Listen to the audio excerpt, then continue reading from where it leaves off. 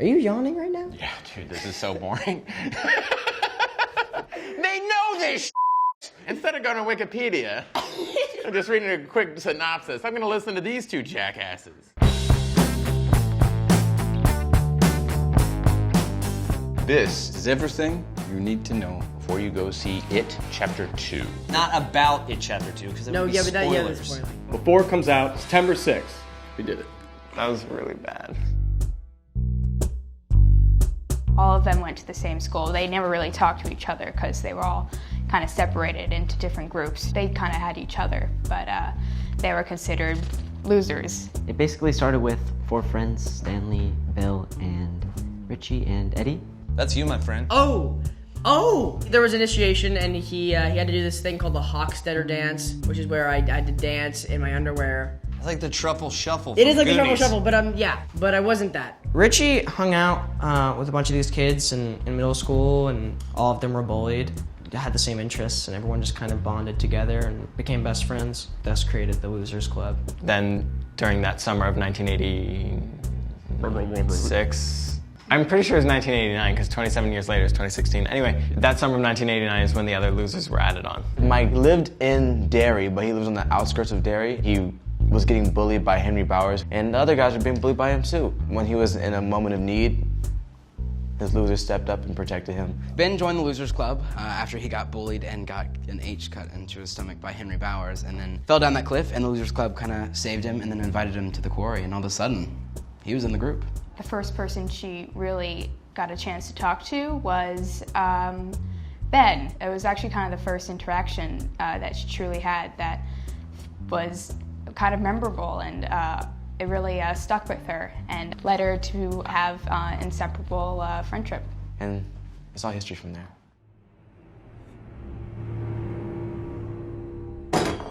So his first encounter with Pennywise is in the form of Judith as he's putting away one of the books in his dad's office.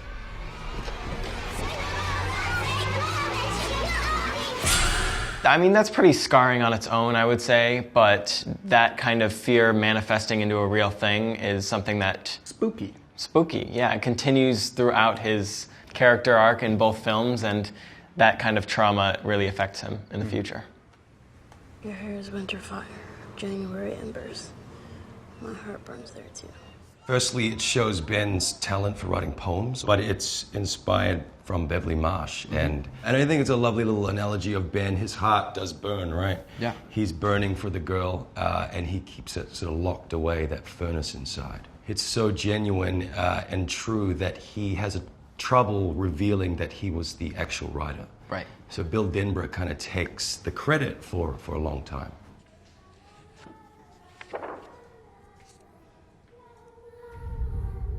This is kind of where you get the feel that he's starting to be a little bit lonely, and the librarian is like, hey, you should get friends. And he's like, I don't really want them. Because he didn't want them at the time. He had books, and that's all he needed. But then he goes in that basement to find another book, and that's kind of the first encounter with Pennywise you see with him. Egg Boy. Egg Boy.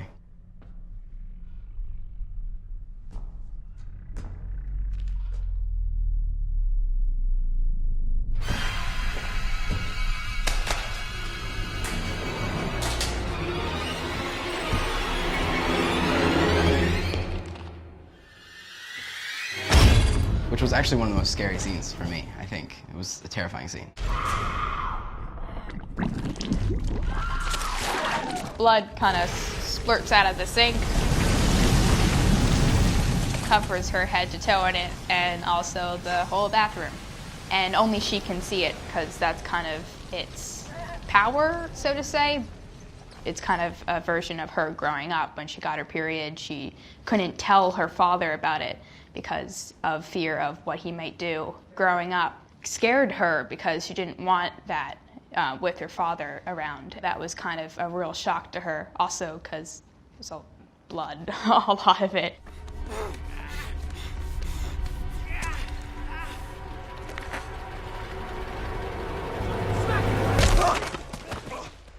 That was kind of the climax of the first film for him.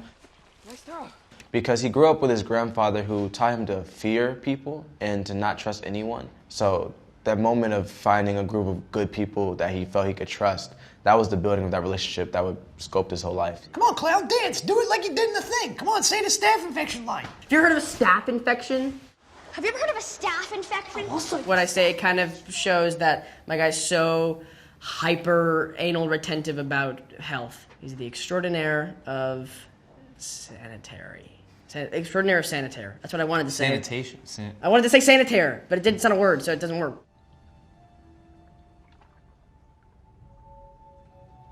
But Bill, if you'll come with me, you'll float too. You'll float too. You'll float too. You'll float too. You'll float too. You'll float too. I think that was the beginning of his hatred towards Pennywise. That's when he suspected that Georgie might be dead, and that's where things kind of changed for him, and he felt the need to go find his brother or find out if he's dead or not. We're all afraid of something. All the losers felt comfortable enough to admit that they had fear, and that was the moment for Mike to open up and really expose himself, which isn't something that you've seen him do. That was the first time he was able to really open up about something that's been so traumatic and so much of a part of his story. As the losers, that was the first time they got an insight into who he was. Right. It just made that bond that they had all started like to forge, like it just made it like come together. They started to gel.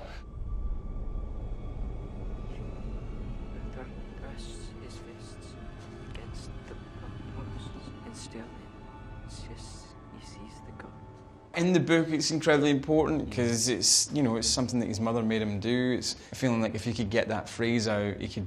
At one point, he feels like he's satisfying his parents in some way. And you know, as much as he is not to blame for the death of Georgie, there's a feeling that not only did they lose Georgie, but his parents lost their relationship. The parents lost their vitality and their happiness, and he blames himself for that. So that phrase becomes something that, if he can get that right, it's almost like it's a symbol of trying to fix his family, which he never does.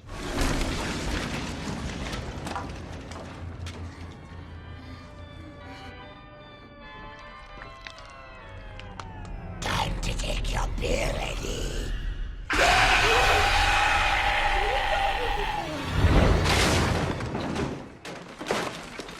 When he broke his arm, it kind of like broke to him that this was like a real situation. Like this is like a reality, and it's not just a fantasy like that's happening. It's like legit, and it's danger. So it was kind of like the breakthrough he needed.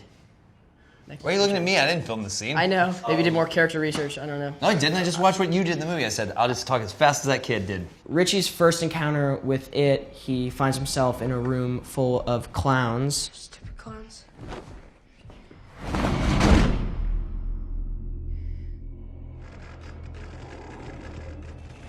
It's Pennywise exposing the fear that he has bottled up inside.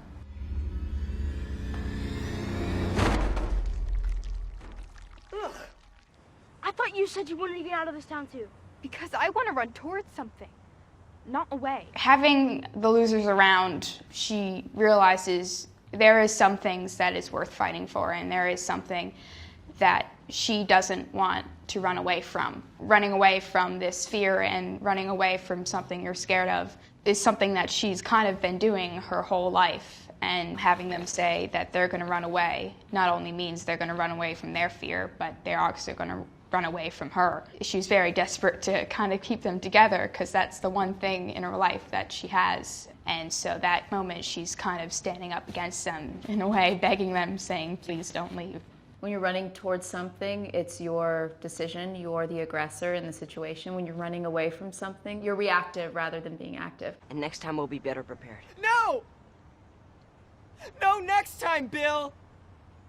You're insane! Why? We all know no one else is going to do anything. Eddie was nearly killed! And look at this motherfucker! He's leaking hamburger helper! Bill and Richie have a disagreement. I will say, Richie's like 100% right. Right, of course. No one wants to do that. Who wants to fight a killer clown? Like, no one wants to do that. 100% right. 100% right. You're scared, and we all are, but take it back. Bill punches him in the face. He gets pushed over. Yeah. He's trying to be the alpha. The group is frankly stunned. Stunned. And, yeah, broken apart. This is how we pitched the movie too, and Yeah, to they just Warner started Brothers. throwing money at us. Warner Brothers was like, bags is cash. And then Jack Warner came up from the grave and was like, huh? He's like, I like these two guys. They're funny. And just where do you think you're off to? Out with my friends. Sweetie, you can't go. You're getting over your sickness, remember? My sickness? Okay, what's sickness, Ma? You know what these are? They're gazebos! They're bullshit! They're gazebos. They're bullshit. Is kind of me realizing my life has been a lie. Did you improv that? Oh yeah, gazebo was improv. I tell you, man, I'm like 40 years old. I would never think to do that. There's a bunch of this like 10-year-old kid. I didn't know it was gonna doing get in. I definitely didn't think it was gonna get in. Reflecting on what I just read, I like what it says about indifference. Well, when you're a kid, I think the universe revolves around you. That you'll always be protected and cared for. That you'll always have the same friends as when you were 12.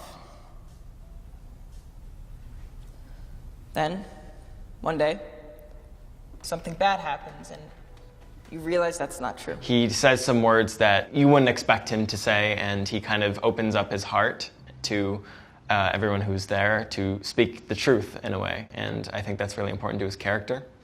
These are the worst answers. Let's keep going.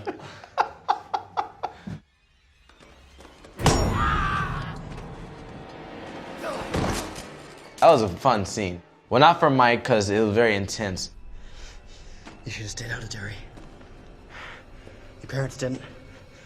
Look what happened to them. I still get sad every time I pass by that pile of ashes. Sad. That I couldn't have done it myself. Especially back then, Mike was kind of the strong but silent type. But that was the moment he was able to show his strength and kind of overcome his fears, becoming a more brave and confident person. Was pushing him in that well.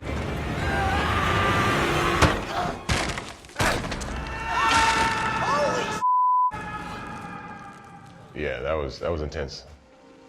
It's your fault. You punched me in the face. You made me walk through water. You brought me to a crackhead house. And now,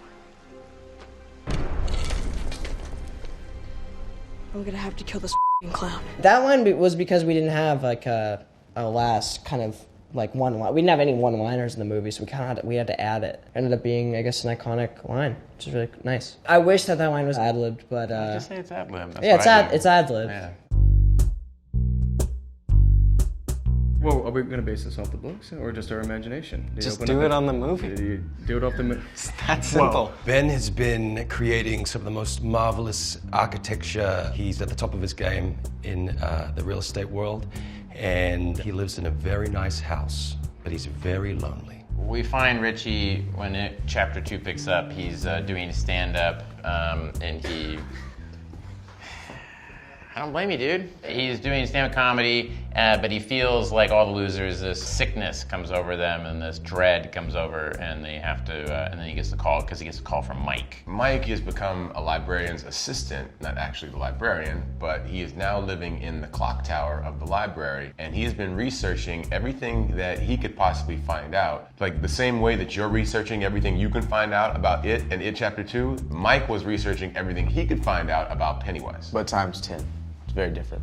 Obsessive, even. Bill moved out of Derry pretty soon after Pennywise was defeated, or as they thought, defeated the first time. He beat his stammer in his teens, and he became what other people thought of as a hack writer, but he also became a very successful writer, writing horror stories and scary stories, and all this stuff that happened to him in his youth that he couldn't even remember, because the glamour and the magic of Derry means that you forget when you leave it. He never really knowing how to end his stories, and never really able to replicate the love he felt for Beverly or find it in anyone else, but constantly trying to chase it. You know? Beverly, when we see her 27 years later, is a fashion designer, and she has a fashion line alongside her husband, Tom Rogan. Because she repressed the memories of her childhood and the abuse of her childhood, she continues to live a cycle of abuse. Makes it quite painful and complicated. So it's a pattern we find Beverly repeating in the 27 years. Eddie is, I'd say, pretty happily married, but dealing with some issues from his past. And he gets a phone call from Mike Hanlon wanting him to come home. Stanley has married his wife, Patricia, and they've moved down to the south. He's married his wife, yeah. You know, he's an accountant, and he owns a small, medium-sized firm for a comfortable life. That's it.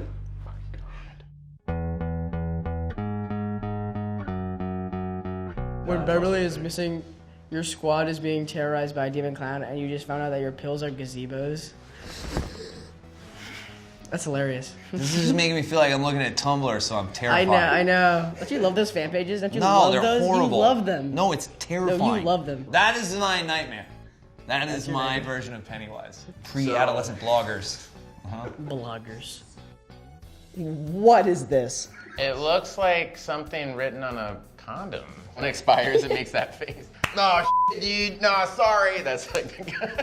Richie chose you're holding back on after already making Hey, 3. Katrina met you. Katrina met Finn. Okay. Katrina loves Finn. Oh, thank you, Katrina. Yeah. Mike Hanlon deserves everything. Mike Hanlon is the leader of the Losers Club.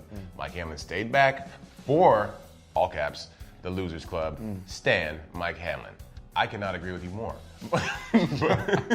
He does stay back for them. Somewhere in there, in that 27 years, he misses that camaraderie. So when it's time for them to come back, like there's a little bit of happiness that like finally my friends are coming back. Like I get to bring my friends back and we get to do this thing again. He's scared, but there's something about it that he's like happy that you know, that reunion. Yeah, that team's coming back. The band's getting back together. Ben Hanska, Haystack, new kid who can't catch a break, ultimate fangirl, will fight any one thing that tries to hurt his friends, writes emo poetry, and just wants to be loved. Dang, that's a good one. The only one that is maybe not true is the just wants to be loved. Because at first, he was okay with not having friends. I would just add to that, just wants to be loved by Beverly. That's it. The ultimate fangirl. Definitely the ultimate fangirl. I don't know if the writer of this tweet is the ultimate fangirl or if you're saying Ben is the ultimate fangirl. It's half and half. Roses are red, you have a nice complexion. Have you ever heard of a staph infection? I hate myself. Next that's section. how it feels. Every time you sell a little piece of your soul right into that lens. Have you ever watched a VH1 behind the music? This never ends up well for any of us. One day I just woke up, man, I was fucking empty inside. I don't know what it was. I had all this stuff around me. I thought I'd feel better. CC DeVille. Next slide. The real leader of the Losers Club is Mike Hanlon. Sin tweet. I feel like the great thing about the Losers Club is that they don't really care about the titles of who is the leader and who is not. Anybody can be a hero at any given moment. Right. And you'll see that definitely throughout the film. Everybody has their superhero moment, and it's a beautiful thing. Yeah, one thing that Bill Hader said, and PJ said the other day, the one thing that they didn't realize was they had a losers club. And since they had a losers club, a group of friends like that, they were already winning. You know what I mean? So they just didn't realize that. That's a golden nugget right there.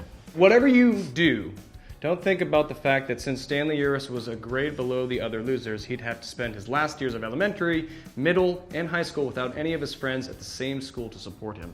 I didn't know that. Oh, yeah, I didn't even think about it like that. I do know in the first movie when he comes out of a different class than the first three in the scene in the hallway. Andy told me that that's because he's in like I guess like a higher math class, which makes sense. Does make sense. He eventually became an accountant. He's good with numbers. Yep. Next. What if there's no next?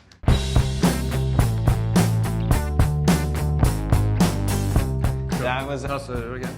I'll count you down. 3, 2, 1. That was we do it together. Yeah. 3, 2. That's everything you need to know before watching It Chapter 2.